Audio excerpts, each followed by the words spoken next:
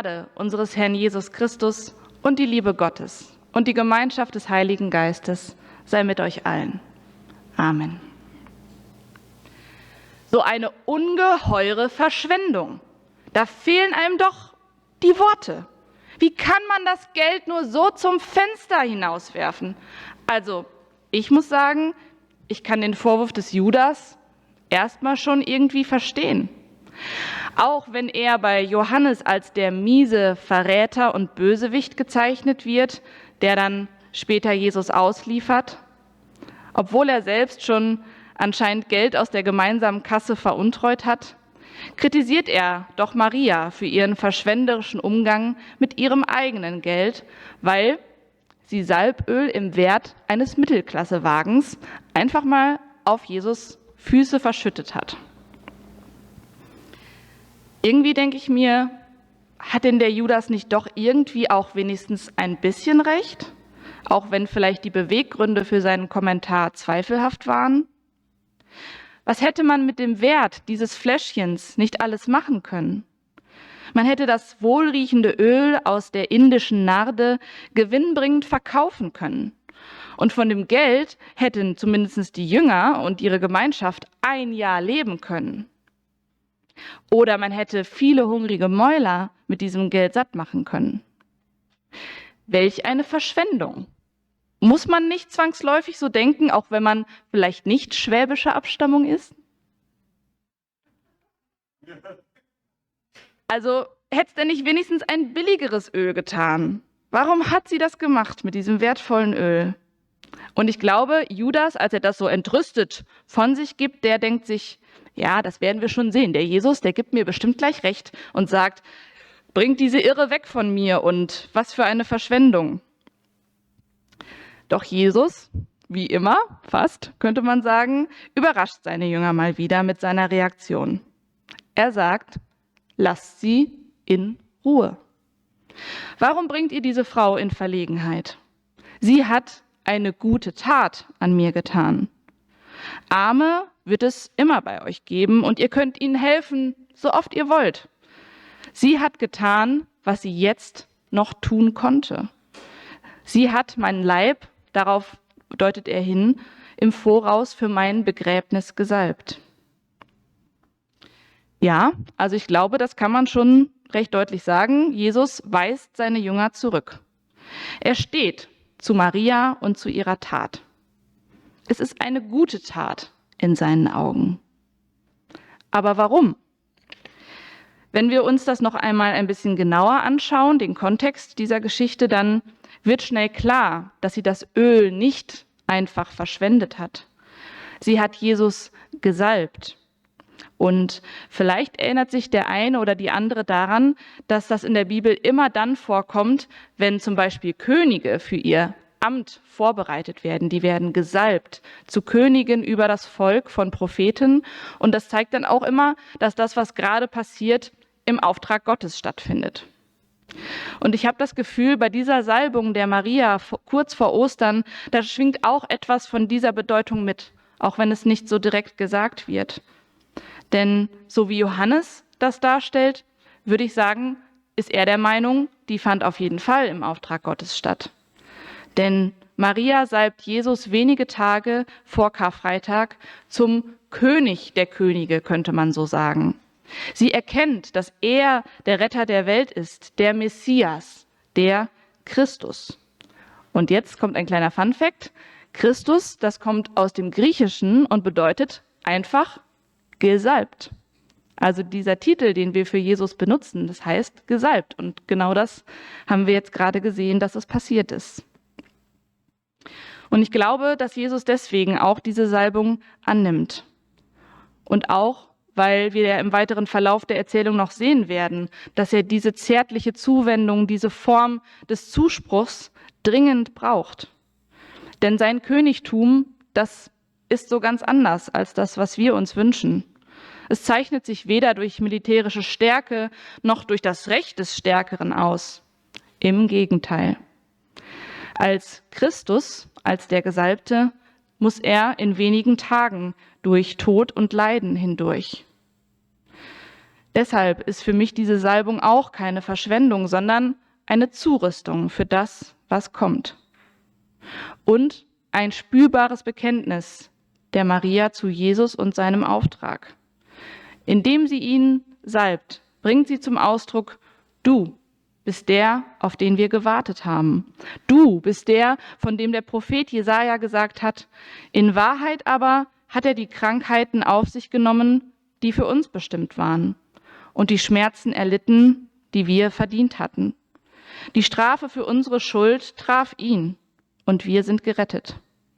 Er wurde verwundet, und wir sind heil geworden. Ich will noch einmal kurz zurück zu dieser Kritik an dem, was die Maria da gemacht hat, an der Verschwendung des Öls. Ich glaube, dass der Judas da nur den Geldwert gesehen hatte, worüber sie sich gar keine Gedanken gemacht hat. Das ist vielleicht eine Falle, in die wir auch immer mal wieder gerne tappen. Wir fangen vielleicht auch zwischendurch doch mal ganz gerne an zu rechnen. Vielleicht nicht unbedingt ums Geld, aber doch irgendwie zu sehen, dass wir auf jeden Fall auch zu unserem Recht kommen. Und ich glaube, da können wir auch alle aus Erfahrung sprechen, wo wir anfangen zu rechnen, da geht die Liebe kaputt. Wenn ich meine Zuneigung zu meinem Partner oder meinen Freunden davon abhängig mache, was für mich dabei herausspringt, glaube ich, wird das früher oder später Konsequenzen haben für diese Beziehung. Oder wenn ich nur so wenig wie möglich von mir preisgebe, damit ich bloß nicht verletzt werden kann, werde ich wahre Liebe vermutlich nie erfahren. Oder wenn ich nicht in der Lage bin, einem anderen seine Unzulänglichkeiten zu verzeihen, dann werden sie uns für immer voneinander trennen. Wir alle brauchen doch immer wieder diese Momente, wo wir unverdient überschüttet werden, mit Liebe, mit Aufmerksamkeit, mit Verständnis.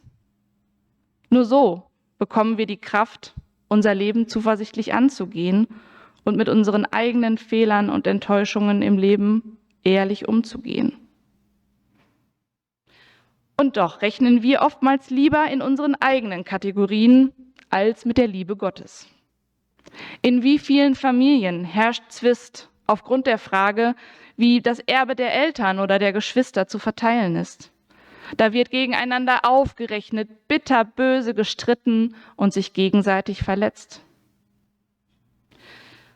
Und auch in christlichen Gemeinden finden wir Neid, Missgunst, verletzte Gefühle, weil wir angefangen haben zu rechnen. Zu berechnen, welche Gruppe in der Gemeinde scheinbar immer den Kürzeren zieht. Nie sind wir dran, immer die anderen. Oder welches Amt wichtiger zu sein scheint. Welche Gruppe beliebter ist, wo mehr Leute hingehen. Und. Die Geschichte von der Salbung in Bethanien zeigt uns also noch ein zweites.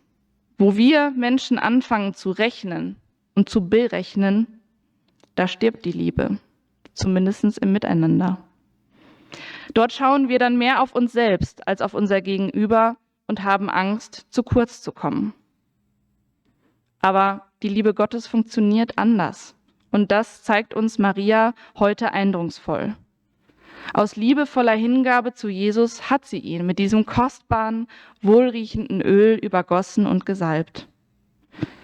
Sie hat nicht lange überlegt, ob es vielleicht auch ein billigeres oder kleineres Fläschchen getan hätte. Nein, sie hat das Wertvollste, was sie hatte, Jesus gegeben.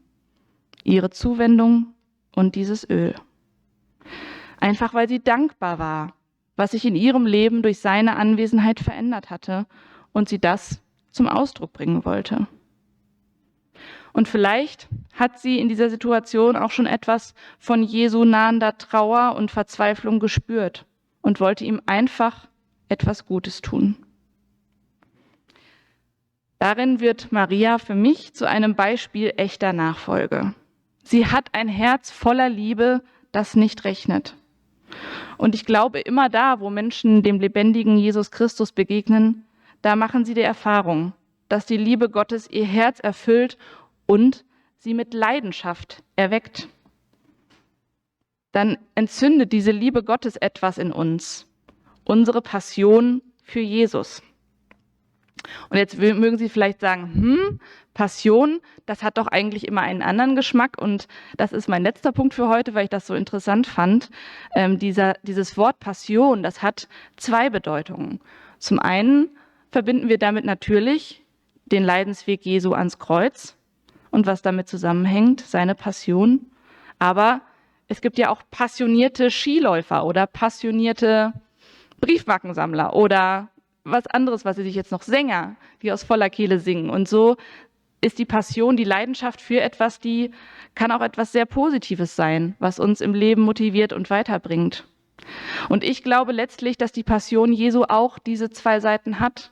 Denn er hätte sich nicht in dieses ganze Leid hineinbegeben, wenn er nicht diese unfassbare Leidenschaft und Liebe für die Menschen und ihre Welt in sich getragen hätte.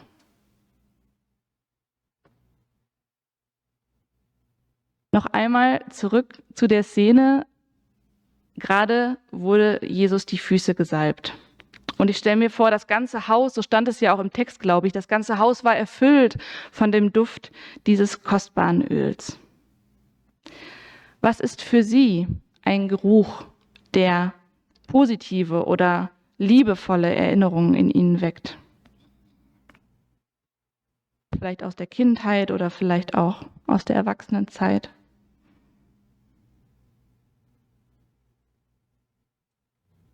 Oder vielleicht fällt Ihnen auch eine Situation ein, in der Ihr eigenes Haus des Glaubens oder im besten Fall auch unsere Gemeinde erfüllt war vom Wohlgeruch des Glaubens.